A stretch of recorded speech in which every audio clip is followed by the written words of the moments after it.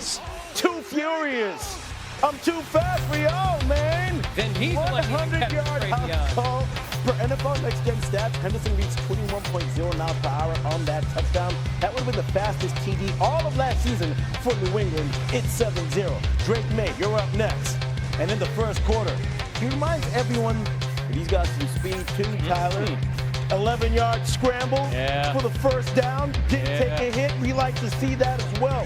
2 plays later, May finds Henderson. And I don't know about you, Tyler, but I'm drafting Henderson in fantasy this year. I was about to say, it's going to be, looks like both Henderson and May. Yeah, 9-yard catch and run. He had 3 catches for 12 yards. Moments later, 3rd and goal. May.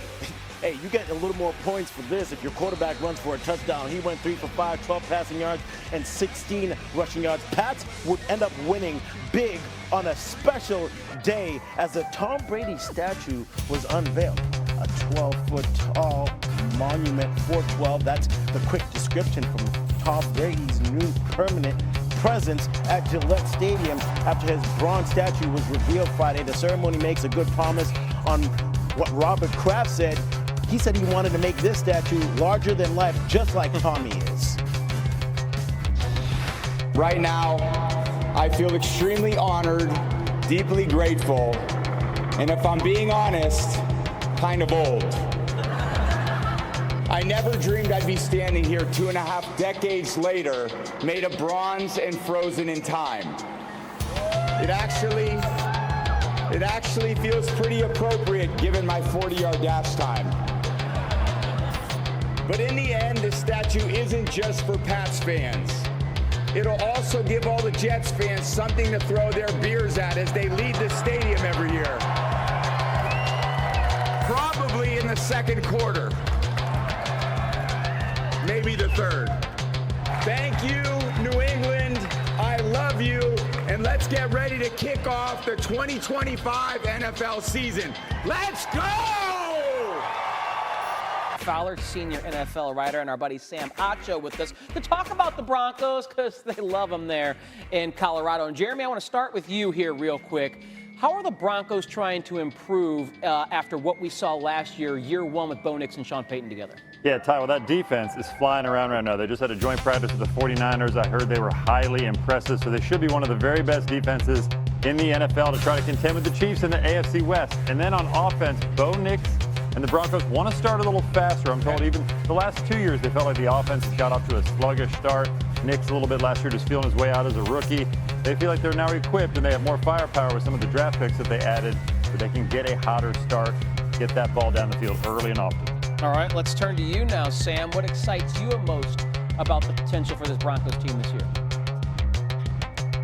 With Bo Nix's growth into stardom. Remember, Bo Nix spent some days in this offseason working with Drew Brees, so now he's getting the nuances of the offense. It's one thing to learn from a coach, another thing to learn from a Hall of Fame player who knows everything about this style of offense. So I can't wait to watch what Bo Nix does in his second year. He has competitive fire, which matches Sean Payton, but now he also has that understanding of what every read should look like from a veteran's perspective.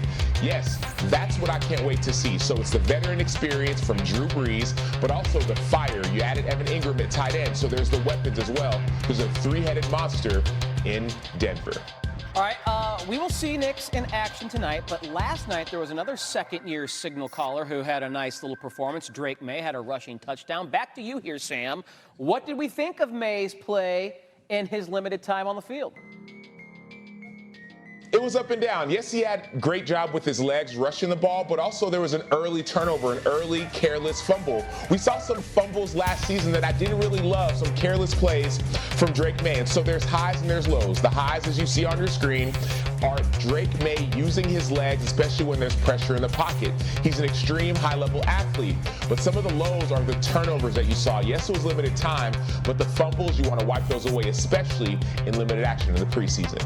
All right, Jeremy, your turn now. What are the Patriots saying about what they want to see from May in his second season and that development? Yeah, so somebody I talked to with the team made an interesting point. They said he looks like an NFL quarterback now. Last year he was swimming with the terminology, trying to figure things out.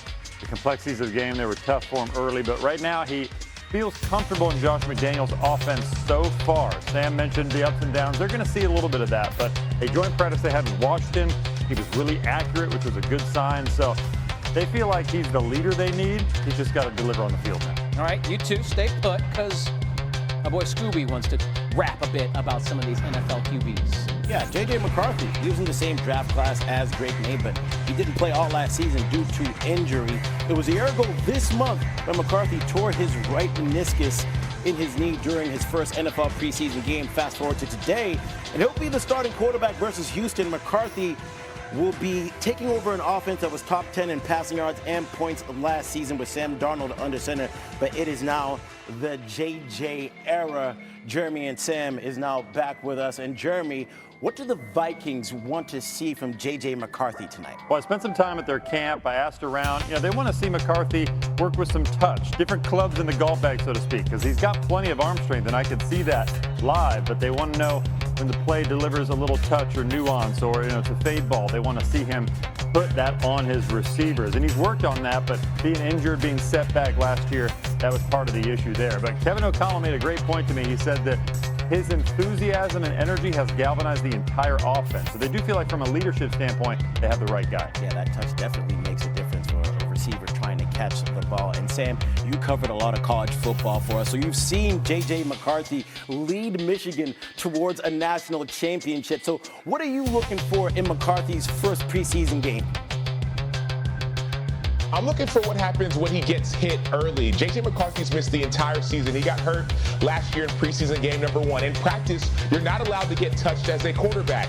This is live. All of a sudden, the defense is going to try and tackle you, to hit you, to hurt you. And so J.J. McCarthy, when the first opportunity he has to scramble, will he hesitate or will he go immediately? When there's pressure in the pocket, how will J.J. McCarthy respond with that torn meniscus? I understand that it's healed, but there's a mental side of the game as well that you cannot simulate in practice. Yeah, J.J. McCarthy's first preseason game. Justin Fields will be playing his first game as a Jet against the Packers tonight. So, Jeremy, how has Fields performed ever since he dislocated his toe in camp? So up and down as a passer. I talked to somebody with the Jets who said that he had a nice bounce back on Thursday, had a couple rough days, but he responded from the pocket, delivering several good throws. And they got a lot of action coming up, not only preseason games, 2 joint practices with the New York Giants over New Jersey coming up next week.